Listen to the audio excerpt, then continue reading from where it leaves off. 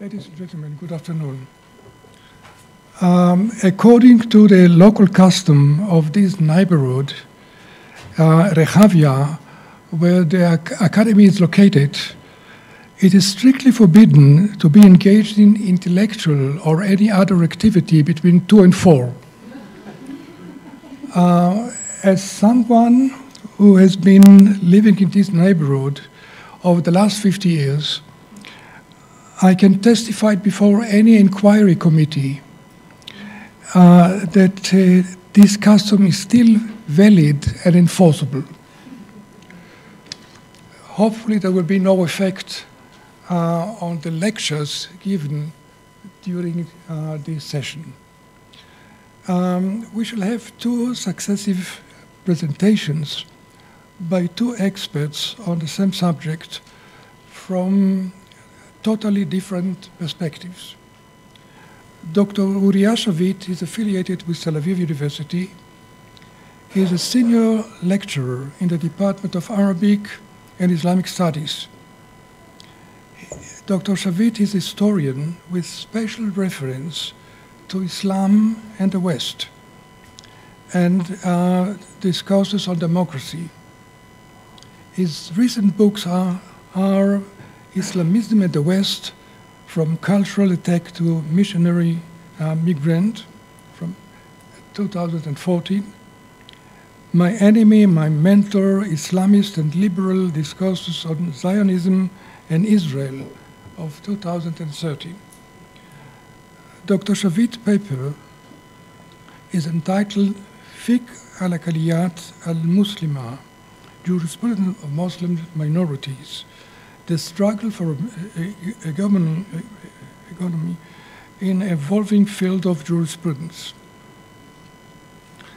His presentation concentrates on differences between Wasati and Salafi approach to the religious law of Muslim minorities in non-Muslim territories and their respective flexibility and creativity, and the legal mechanism used by them towards the common goal of bringing about the eventual Islamization of the West.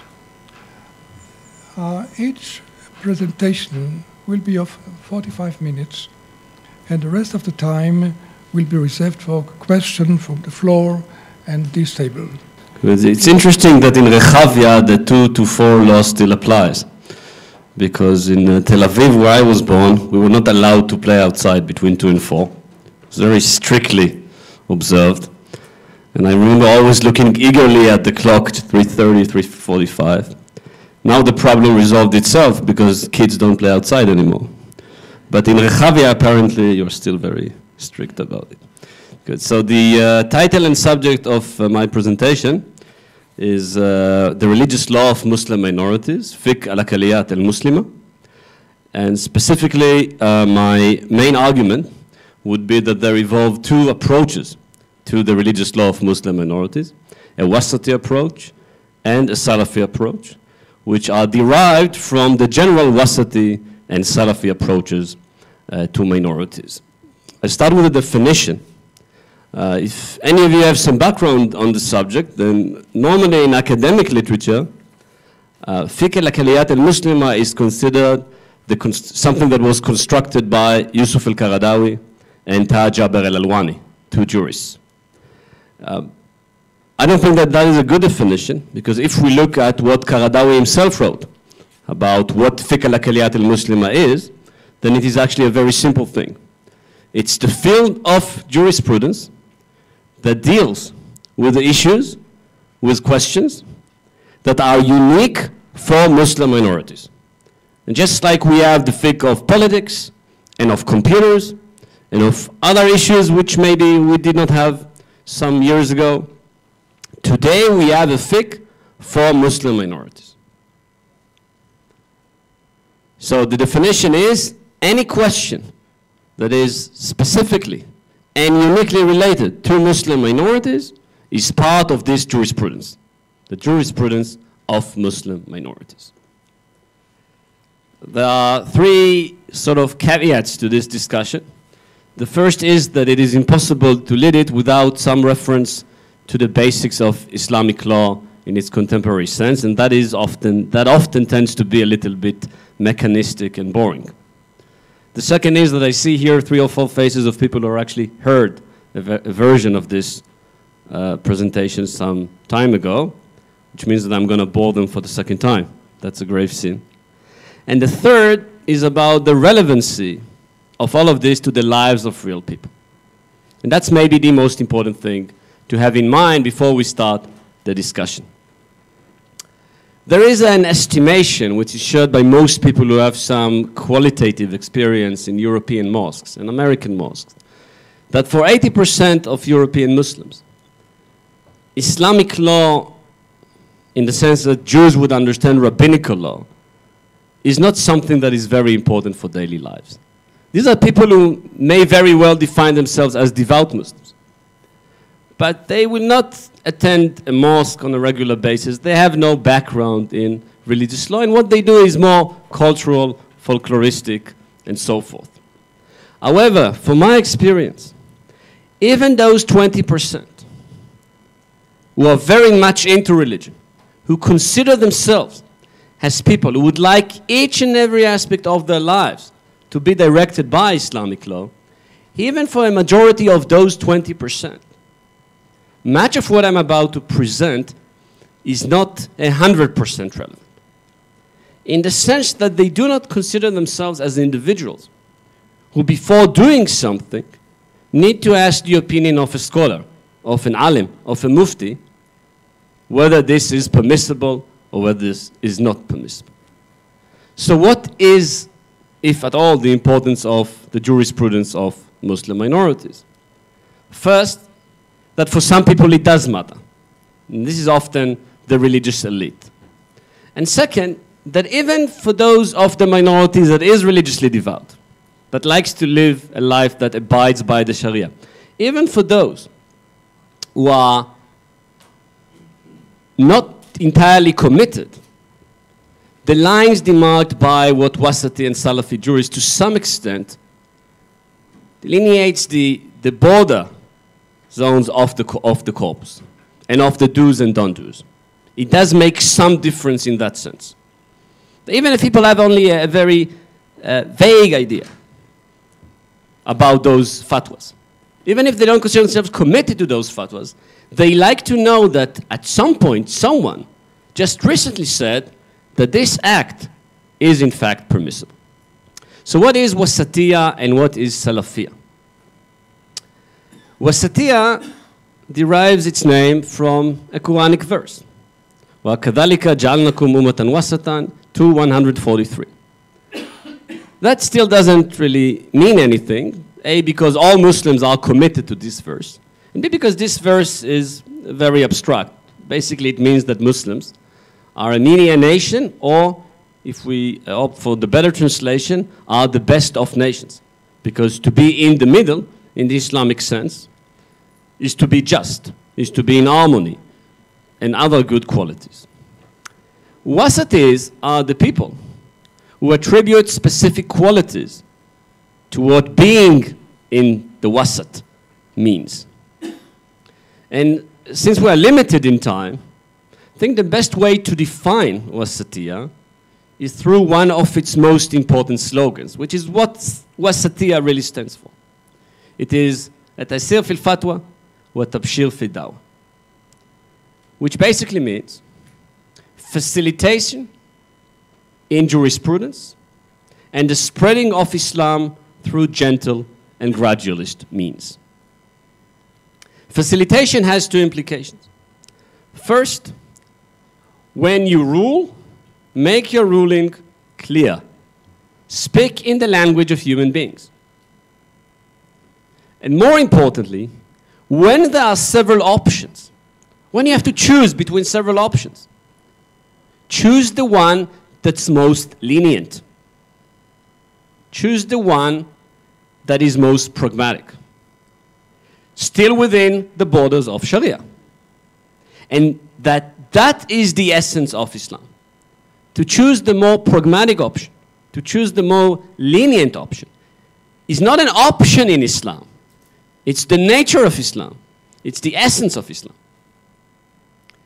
Tabshir fil dawah means that Islam should be spread. That Islam is a universal call.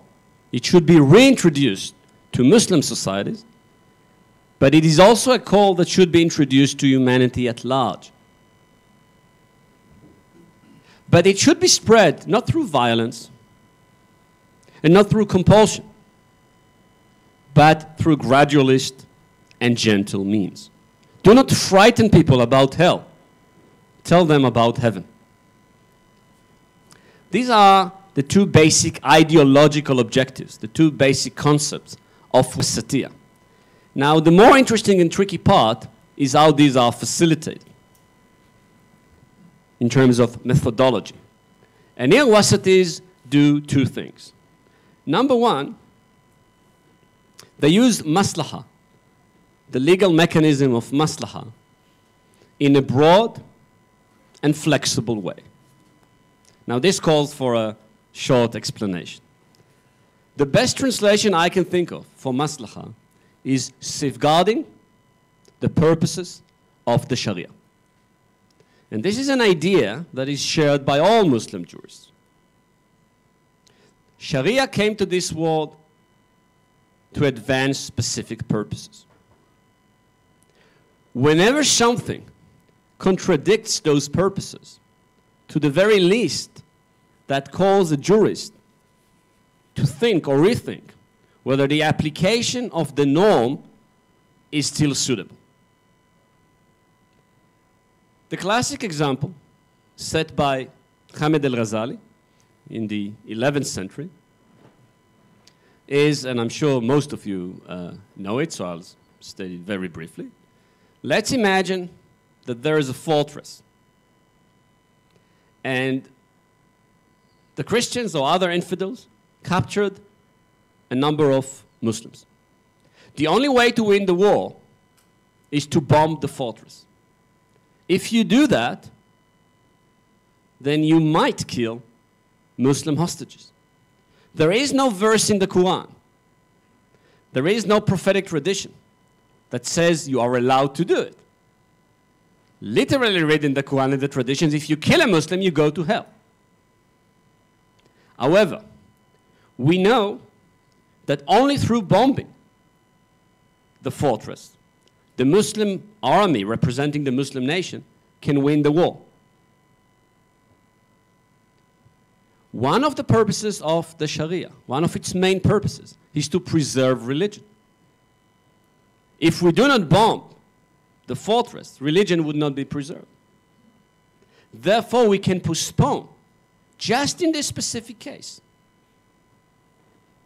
the norm, the law stating that a Muslim should not kill a Muslim, and bomb the fortress.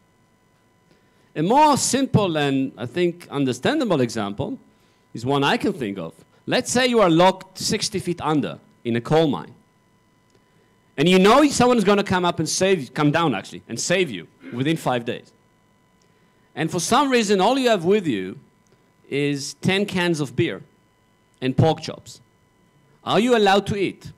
There is nothing in the Quran that says if you are 60 feet under and the only way to save yourself is to drink beer, you can drink it. There is nothing. However, since it's a purpose of Sharia to stay alive, to maintain life, then just in that case you're allowed to do it. Now here there is a consensus among all jurists. If something is a necessity in terms of preserving the purposes of the Sharia, if something is universal, if something is clear-cut, you can do it. But what some jurists did already since medieval times is to expand this. To expand both the purposes and also both what qualifies an individual to do the thing that is otherwise prohibited. And what Wasati jurists did, but only since the mid-90s, in terms of the evolution of their thinking, what they did was two things. A, to broaden what constitutes a purpose of the Sharia. Also to things like human rights. Also to things like dawah, spreading Islam. And the other thing they did is to argue that even if something is just a need rather than a necessity for preserving the purposes of the Sharia, then still, in some cases, it makes it permissible to do something that would otherwise be prohibited. The other thing Wasatis did was to encourage cross-madhab search. That is, to tell jurists you should not confine yourself to being a Maliki or Hanbali. You should search within all four schools of Sunni Islamic law and beyond them. Now that in itself is also not an innovation. That is the general assumption by contemporary Muslim jurists. That you should search for the right answer rather than be stuck or be confined to your specific madhab. But when Wasatis said that the essence of Islam is facilitation, is making things easy, the implication was that you do the cross-madhab search in order to find the easy answer. It's not fishing for the easiest answer. It's searching for the essence of Islam in answers. These are the ideological conceptions of Wasatiyya and the methodologies, the main methodologies through which it promotes those ideas.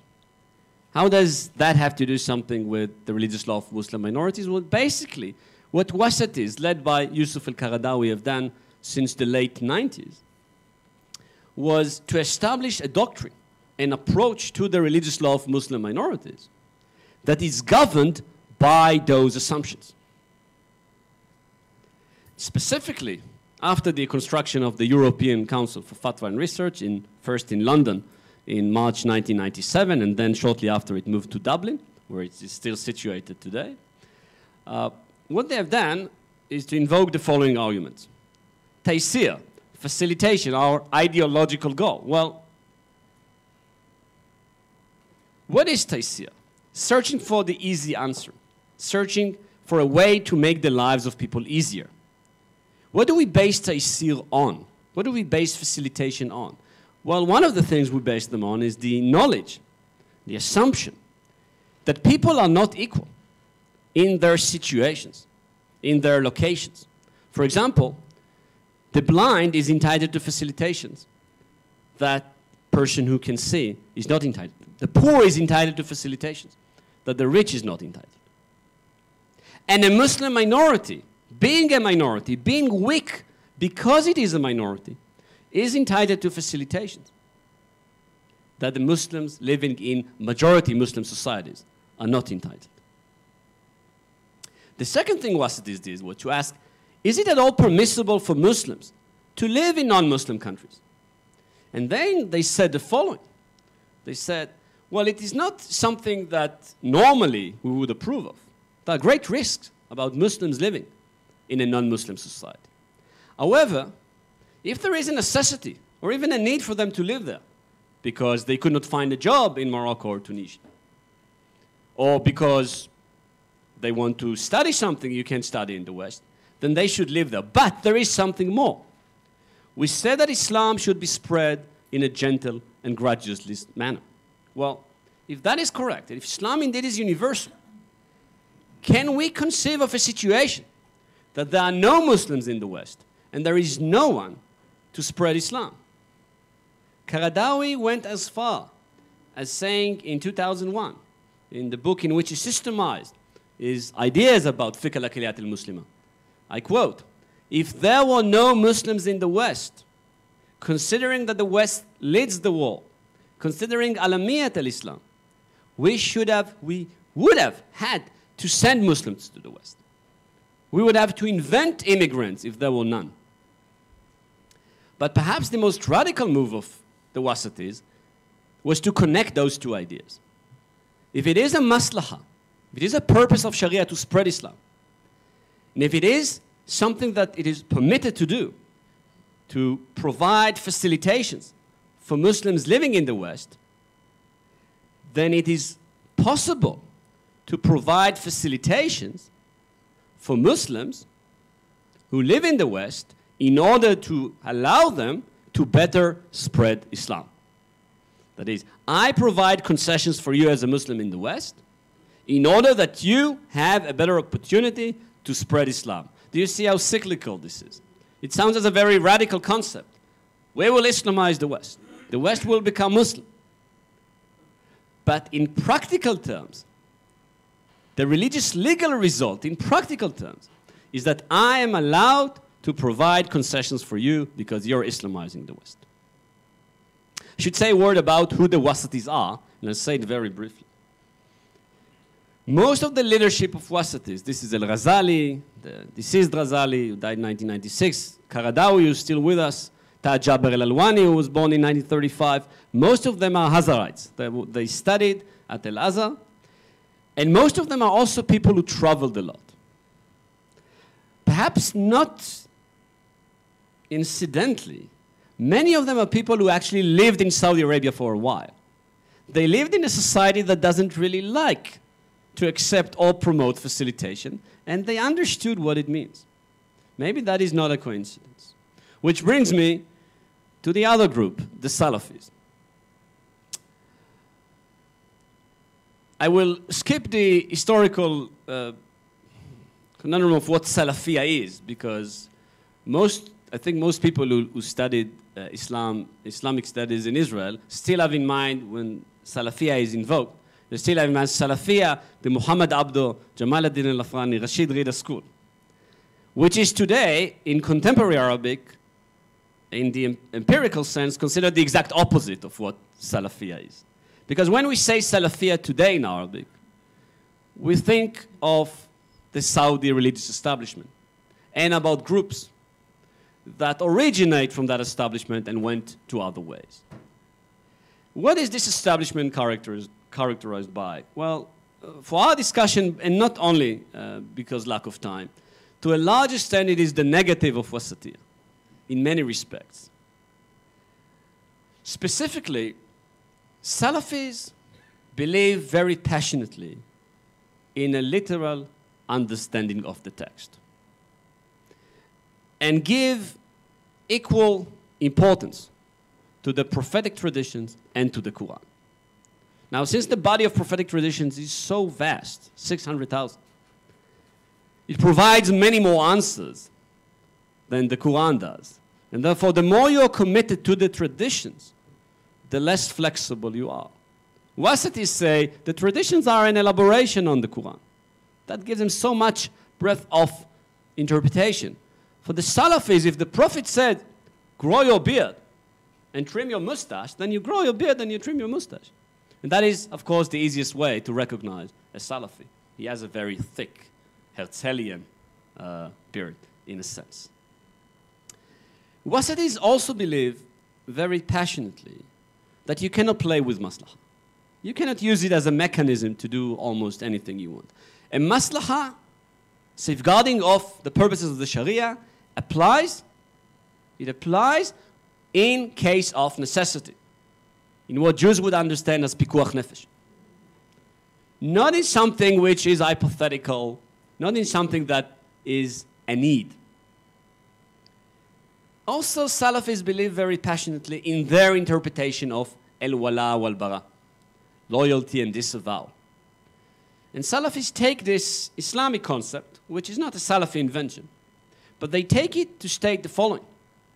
A Muslim must never and can never be friends with a non-Muslim, love a non-Muslim, be affectionate to a non-Muslim, imitate a non-Muslim, or demonstrate loyalty to a non-Muslim.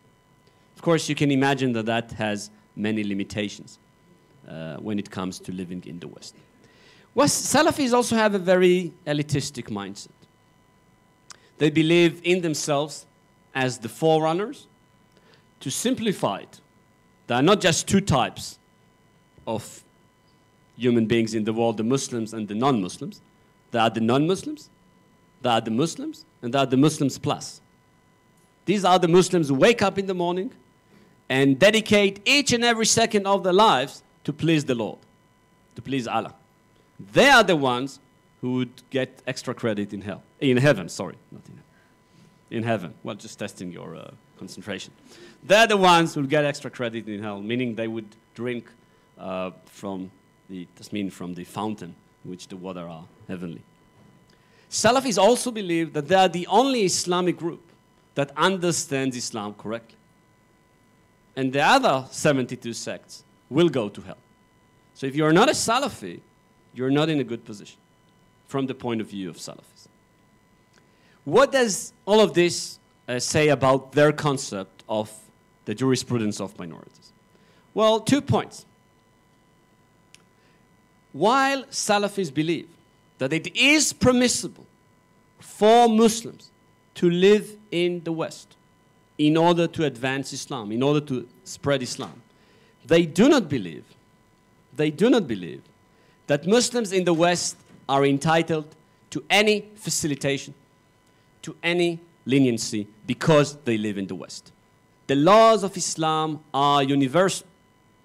And if you live as a Muslim in the West, you have to lead your life as if you lived in Saudi Arabia or in Morocco. And if you can't do that, go back. There is no room for leniency, even not when the purpose is to spread Islam. You know, we are approaching Ramadan in less than a week. And I remember last year I spent the summer in Salafi mosques across Europe. And it was very hot. It was a horribly hot summer. And when it's hot in London, it's not like it's hot here, because there is no air conditioning. I remember sitting in a Salafi mosque in London, the Brixton Ibn Taymiyyah Mosque. It was 4 o'clock, we were in the attic, I was with the Imam, Sheikh al-Jamaiki, and he had 12 bottles of water on the shelf, you know, with sparkling water. And I thought I'm going to faint, and asked him, how do you manage? Why did I ask him that? Because some Wasati jurists allow Muslims who live in countries like Norway, where the sun sets very late, to fast in accordance with Mecca time. Now that's normal, to fast 12 hours. To fast 19 hours, that's not so easy. But according to Salafi jurisprudence, even if you live in the most northern point in Norway, and there is just 1 minute of separation between day and night, you must fast 23 hours and 59 minutes. That's not easy, I agree. So I asked the Imam, how do you manage? Because I was going dizzy, you know, how do you manage? And he said, when you have faith, everything is easy. Of course, had he fainted after saying that, it would have been a better story, but he didn't. He managed. But that is the Salafi point of view. The other Salafi point of view is related to the idea of loyalty and disavow. You can live in the West, but you cannot become part of the West. You cannot integrate. You have to always maintain a very clear separation between yourself and the Westerners. You cannot become friends with Westerners. So there is a question, for example, posed in many Salafi websites and book compilations of fatwas. Can I befriend my neighbor who is a nice Christian woman? And she fell ill. Can I bring her cookies? The answer is no, unless you do it to promote one purpose specifically, to spread Islam. I mentioned already that the Wasatis established in 1997 an institution which, in a structured way, developed Wasati Fiqh al-aqalliyya-t al-muslima.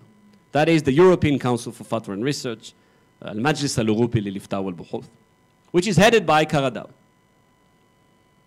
The Salafis never developed such an instrument.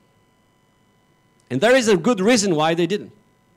They didn't develop such an instrument because, from their point of view, there is no need for special institutions in the West. There is one Islamic law, and all Muslims must abide by that law.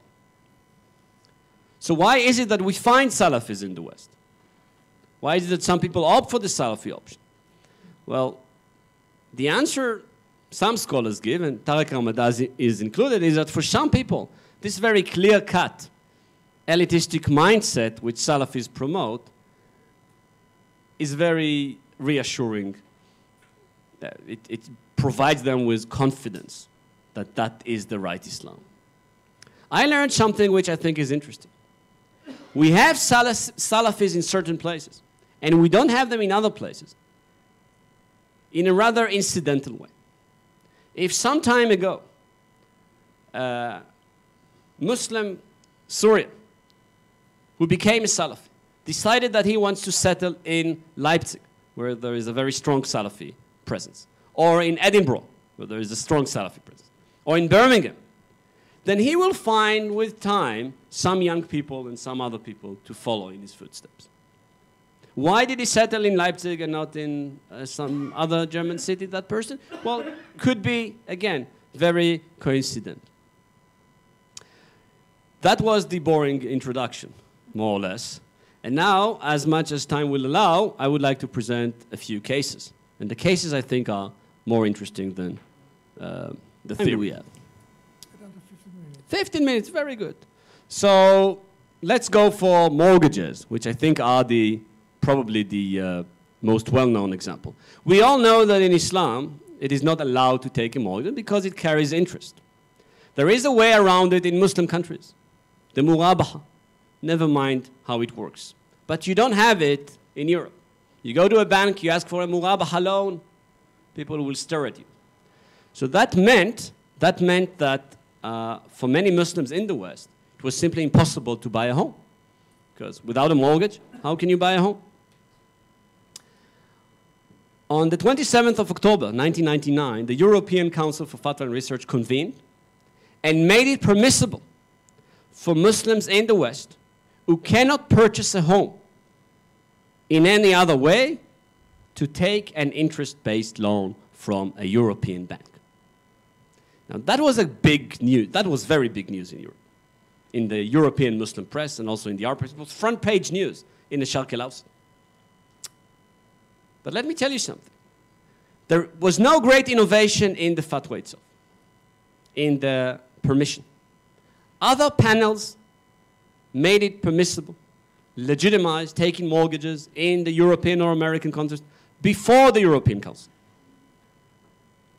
What was interesting, I think, what was so innovative in that fatwa was not so much the result, but the justification. The fatwa said two things. First, it said, based on our decision that in Islamic law, a need qualifies as a necessity, whether it is an individual need or a public need, we declare that Muslims in the West should be allowed to take mortgages. You don't have a home, you don't have your own apartment, you pay rent day after day after day, and eventually you're left with nothing.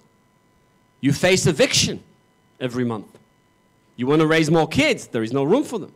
You want to live near a mosque, there is no way for you. So, therefore, that is a need. And the need qualifies as a necessity. For people who are not from the discipline of Islamic law, this doesn't mean much. But to argue that an individual need of a Muslim, not a necessity, not a pikuach nefesh, a need qualifies always as a necessity, that's a very radical statement.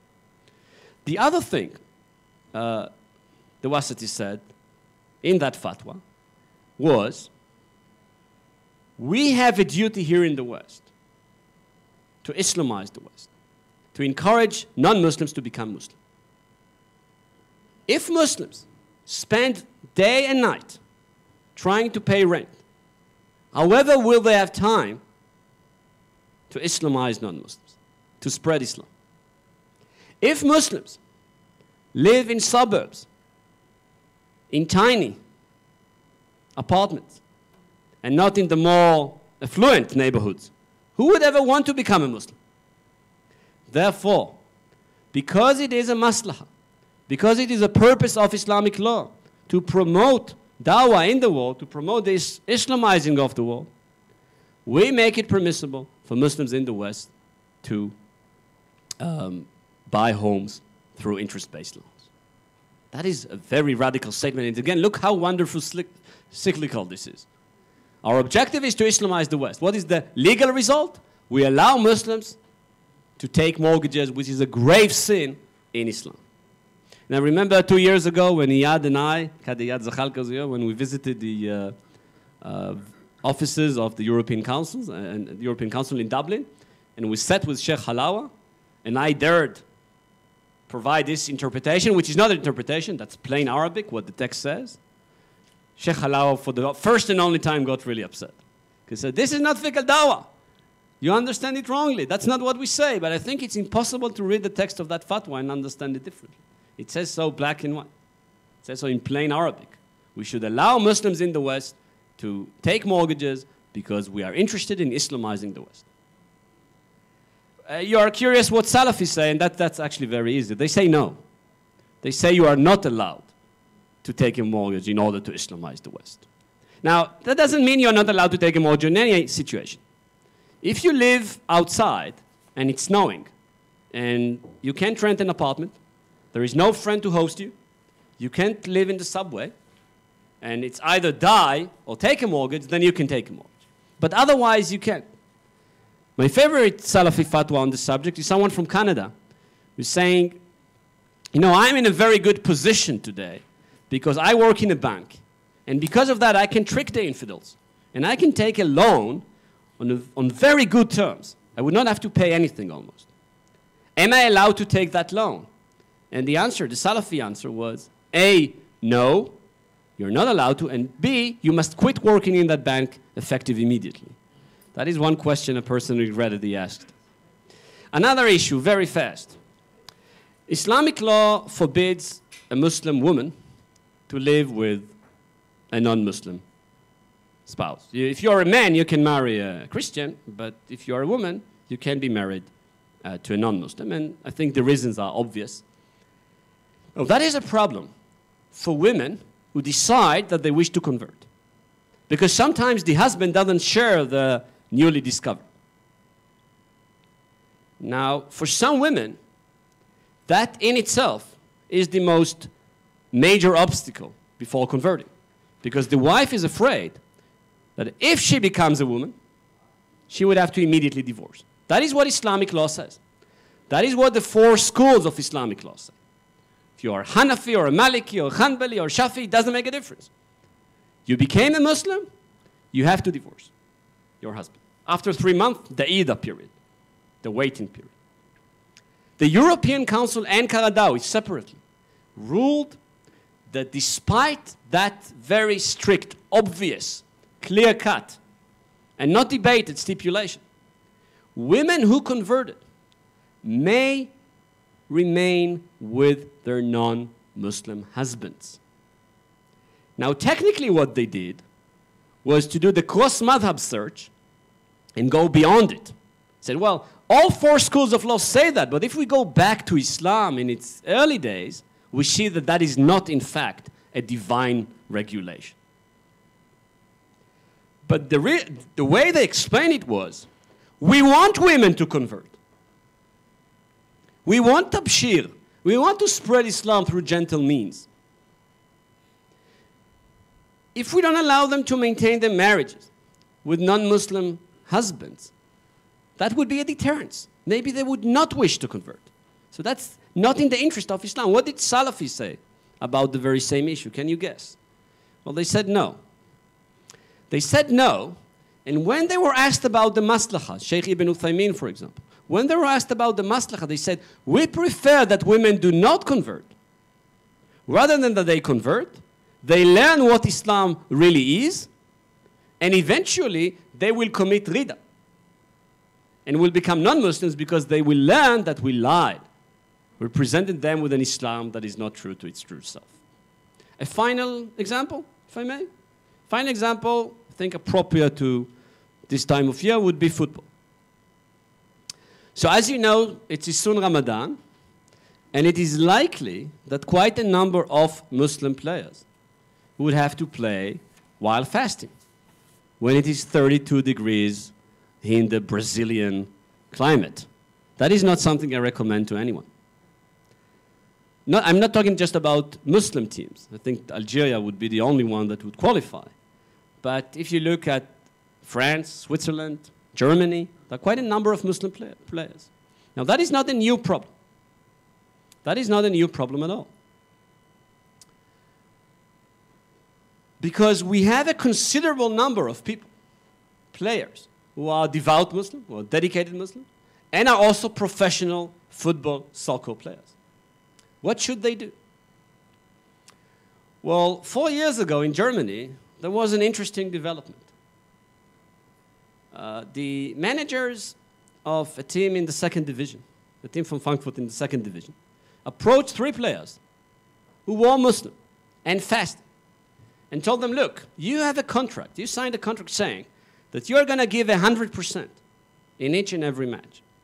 You know why they sign football players on these contracts. It's not about Ramadan. It's about not partying at 4 a.m. in the morning. But nevertheless, the clause stands. Told them, you signed the contract saying that you will give 100% if you fast, if you go out and play with no drink, no food. It's not just dangerous. It's a breach of your contract. The players asked the opinion of the Zentralrat, one of the 4 umbrella organizations in Germany for Muslims. And that was a very big question for them, so they addressed it, they referred it to Al-Azhar, to Dar el-Ifta. And Dar el-Ifta ruled that if someone makes a living through football, that's his profession, well, by doing that, he safeguards one of the 5 purposes of the Islamic law, because he provides food for his family. Because that is the case, a person who does that, who plays football for money, is allowed to skip fasting during Ramadan on a day of a game, if it's not training and if it's not fun, if it's the actual thing. The European Council immediately embraced that decision. And what's interesting to see is that Muslim players did not all full-heartedly embrace it. I need not say that the Salafis, of course, rejected it. Yeah, I skipped that because it's they do not allow playing professional football anyway, so that is not an issue. But some European players immediately after that decision was made, that they will not accept it. They will not skip fasting when they play, because faith is more important to them. Some said they do. Ribéry, for example. Although he's not playing this World Cup, so it doesn't make a difference anyway. But others said they will not accept it. And I just closed with this story. I was sitting last year on a train, went from Birmingham to London. And because I came from Birmingham, I had all this, bunch of Salafi fatwa books with me. And just opposite of me on the train was a Pakistani cricket player. I knew he was a cricket player because of his gear. So he asked me, why are you reading these books? And I explained. And then I asked him, it was Ramadan, I asked him, do you fast? I allow you not to fast, because all those fatwas say so. And he said, I will always fast. And I fast, and I play just as well when I fast as if I didn't fast. And I asked him, how is it possible? So Iyad, you can guess what his response was. Because we already heard it today. It was, when you have faith, everything is easy. So I will conclude here. Thank you very much.